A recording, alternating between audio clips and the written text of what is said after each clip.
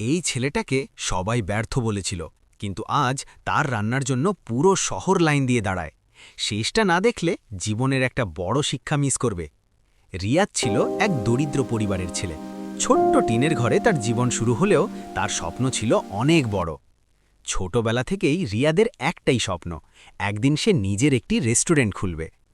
সাহস করে রিয়াদ রাস্তার ধারে ছোট্ট একটি রান্নার দোকান চালু করল।